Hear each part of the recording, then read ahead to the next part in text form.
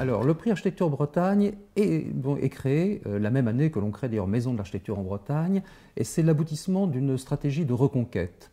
Reconquête de l'opinion pour les architectes, mais reconquête aussi d'une certaine confiance en soi.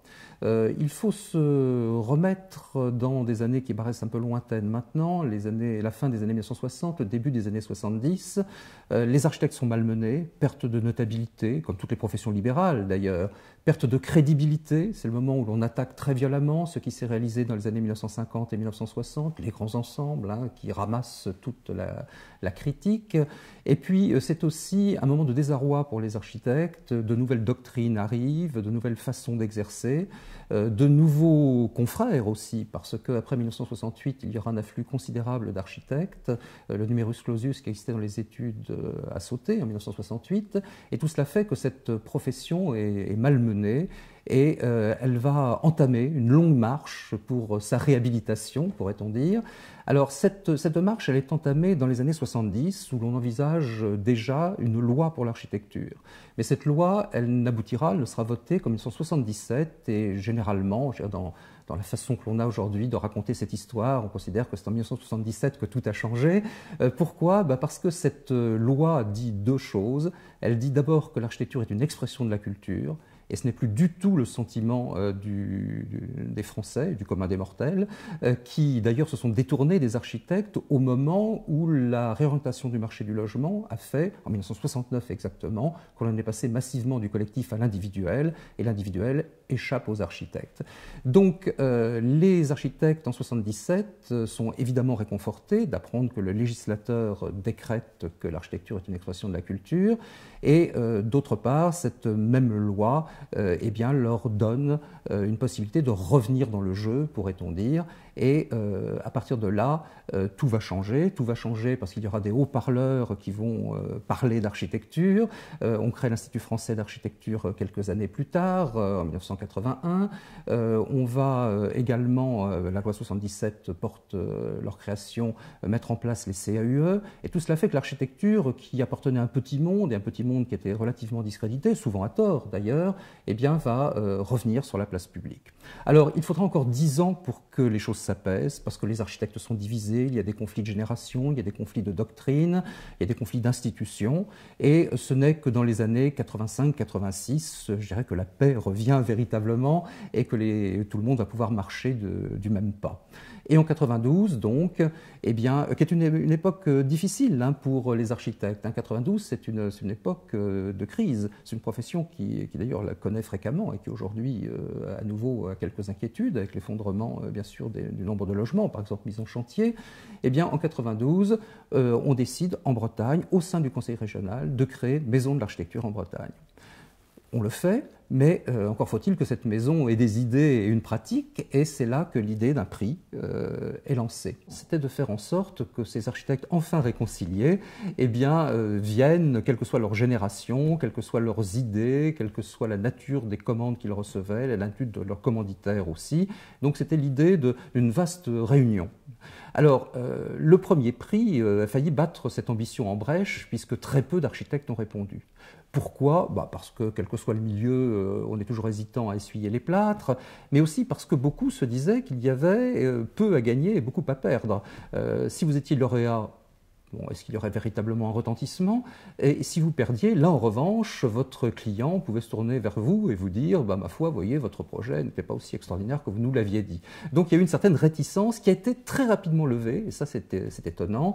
La première manifestation donc, a fait l'objet d'une remise de prix qui depuis s'est déroulée systématiquement à Lorient, sauf l'année dernière où Brest a inauguré une nouvelle période, dont on pourra dire un mot. Mais donc à Lorient, pourquoi ? D'abord parce que Lorient était une ville accueillante, qui s'ouvrait véritablement aux questions d'urbanisme et d'architecture. Norbert Métairie, qui est le maire de Lorient aujourd'hui, était adjoint chargé de l'urbanisme, mais véritablement à la recherche d'une expression architecturale et urbaine qui puisse transmuter l'image de Lorient comme celle de toutes les villes reconstruites qui étaient un peu palotes, et il y est parvenu. Et puis il avait Jean-Luc Le Pogam à ses côtés, qui était convaincu de cette idée et de sa pertinence. Il y avait aussi, au sein de Maisons de l'Architecture en Bretagne, un architecte, Lemoine, qui était installé à Lorient et qui était bien placé donc pour installer ce prix là-bas. Et puis il y avait aussi un salon de l'immobilier qui naissait. Et au lieu d'en faire une sorte de grand-messe où chaque marchand de maison représentait son stand, Lorient était désireuse de donner un caractère culturel à cette manifestation. Et donc le prix a bien trouvé sa place d'emblée. Et les architectes qui avaient été réticents pour se mesurer cette première année, en revanche, sont venus pour la remise du prix. Et là, brusquement, eh bien, ce qui aurait pu être un coup d'épée dans l'eau, ce qui aurait pu être quelque chose de sympathique mais d'anecdotique, eh bien, a été le coup d'envoi d'une aventure qui n'a pris que de l'ampleur, puisque 20 ans après, eh bien, tout le monde se félicite de sa création et aussi de ce qu'il a apporté.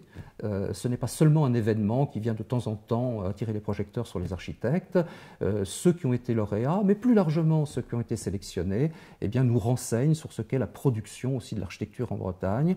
Et dans une Bretagne qui, contrairement peut-être à l'idée reçue, s'intéresse particulièrement à l'architecture, et depuis le début du XXe siècle, un parallèle a été métaphoriquement toujours fait entre construire un pays et construire des édifices, et l'architecture n'apparaît pas simplement comme un exercice en vase clos pour quelques personnes averties, mais bien comme quelque chose qui est de nature à transformer et à construire ce pays. Je crois sincèrement, et c'est en cela d'ailleurs qu'il est intéressant de fêter ces 20 ans, ce n'est pas une fête d'anciens combattants, c'est véritablement marquer l'évolution de l'architecture en Bretagne et donc de la Bretagne pendant 20 ans.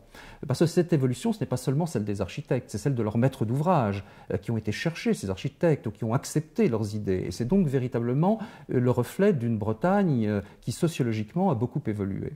Et qui a évolué non seulement dans les grandes villes, tout le monde se dit, oh certainement à Rennes, qui a eu un grand projet urbain, qui a eu des élus très ambitieux, très compétents en la matière, eh bien là on ne s'étonnera pas de trouver des bâtiments tout à fait remarquables. Mais quand on regarde le prix Bretagne, on s'aperçoit que ce sont très souvent de très modestes communes qui ont eu l'audace de recourir à des architectes qui leur faisaient des propositions qui n'allaient pas de soi.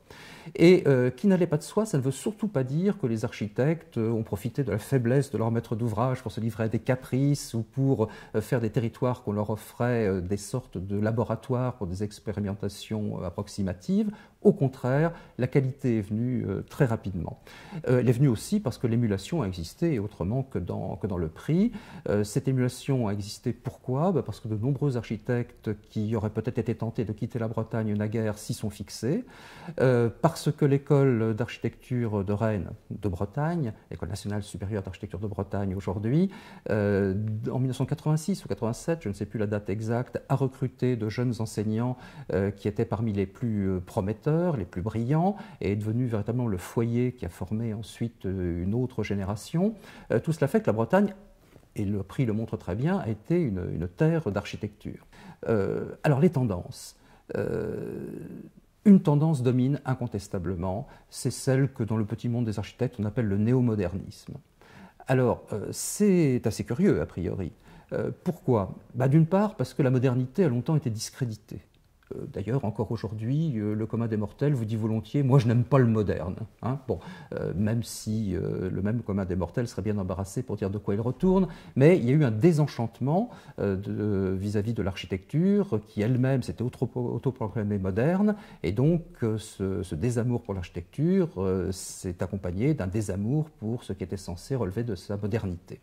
Bon, et donc aujourd'hui on voit revenir cette modernité sous une forme néo, et on la voit revenir de façon d'autant plus inattendue que dans les années 1970, la Bretagne s'était dotée d'une école architecturale véritablement relevant de ce qu'on appelle le naturalisme moderniste, qui cherchait ses sources plutôt du côté de la seconde modernité, celle qui était née aux États-Unis, qui s'était beaucoup intéressée à la nature, inspirée qu'elle était par les écrits de Thoreau, d'Emerson, de quelques poètes et philosophes américains qui avaient préconisé un retour à la nature, une nature salvatrice, régénératrice, et cette architecture bon, pour prendre une grande figure qui ramasse ces idées, Frank Lloyd Wright, avait trouvé des adeptes en Europe du Nord d'abord, et puis timidement en France, mais spécialement en Bretagne.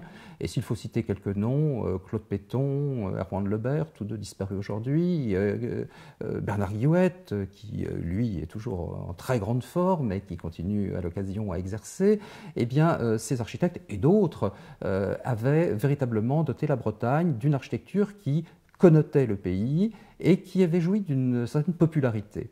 Alors on peut se demander pourquoi la génération qui est montée en puissance à la fin des années 70, au début des années 80, ne s'est pas située dans ce sillage. Elle s'est d'abord située dans ce sillage, et puis elle s'en est écartée parce qu'elle a eu le sentiment eh bien, que cette architecture de qualité était en train de connaître une dérive. Vous savez, il y a un vieil adage qui dit que les fils ne valent pas les pères, que beaucoup d'architectes et aussi de sociétés qui avaient compris qu'il y avait un bénéfice à tirer de la reprise de cette vulgate étaient en train de dévoyer cette architecture, qui peut-être aussi commençait à montrer ses limites. Et en conséquence, il y a eu une sorte de révolte, de reprise en main, mais presque de révolte, parce qu'en quelques mois, une poignée d'architectes, bientôt suivis par beaucoup d'autres, eh bien, vont abandonner cette ligne dans laquelle ils s'étaient d'abord inscrits pour aller justement vers ce néomodernisme. Alors, paradoxe encore, parce qu'on va dire, mais la Bretagne qui prétend en toutes circonstances défendre son identité, les Jeux Olympiques nous ont encore montré que tout était prétexte à accrocher un Gwenadu, eh bien, cette Bretagne des architectes, au contraire, n'aurait pas voulu s'inscrire dans cette tendance, et elle, au contraire, aurait été vers la modernité réputée apatride, réputée universelle. C'est dès 1925 qu'on avait parlé à son propos de style international. Une grande exposition à New York en 1932 avait consacré ce terme. Eh bien, moi, je défends l'idée que ces architectes n'ont pas du tout détourné le regard de la Bretagne et de son avenir. D'abord, on peut le voir avec leur destin personnel. Ils sont restés en Bretagne. La plupart d'entre eux sont restés fidèles, même, j'allais dire, à leur paroisse. Beaucoup sont d'ailleurs d'honorables représentants de la culture bretonne. Je parlais de David Cras tout à l'heure, c'est un sonneur émérite. Bon, et donc tout cela fait qu'il n'y a pas de dédain, pas de mépris et pas de volonté d'abandonner la Bretagne. Mais de tourner une certaine page où la Bretagne serait en représentation d'elle-même, certainement, surtout quand c'est de l'extérieur que cette représentation est demandée. Donc moi j'inscris ce néomodernisme dans ce que l'on appelle le régionalisme critique, celui qui a inventé cette expression, Kenneth Frampton, qui est professeur à l'université de New York, l'a défini comme étant une architecture de résistance. Eh bien là, je crois que ce néomodernisme, tout au moins lorsqu'il est né, et ses meilleures réalisations et ses meilleurs défenseurs s'inscrivent dans cette tendance qui consiste à refuser une folklorisation de la Bretagne, qui refuse la marginalité qu'on lui concéderait et qui veut l'inscrire dans un grand courant international. Et donc, je pense que dans cette logique, d'ailleurs, ce néomodernisme pourrait n'être que provisoire. Et c'est d'ailleurs ce que dit Kenneth Frampton, ces régionalismes critiques sont de circonstance, leur durée n'est pas forcément considérable. Là où l'on peut peut-être se poser des questions, c'est sur la reproduction à l'infini aujourd'hui du genre. C'est vrai que les plus brillants de ces architectes sont devenus enseignants, qu'ils ont formé leurs élèves dans cette idée, que les élèves ont souvent été brillants. Et on peut se demander si aujourd'hui il n'y a pas le risque, comme naguère pour le régionalisme, qui avait été très honorable à ses débuts, eh bien d'une dérive. Mais ça, ce sont les 20 prochaines années du prix Architecture Bretagne qui nous le diront.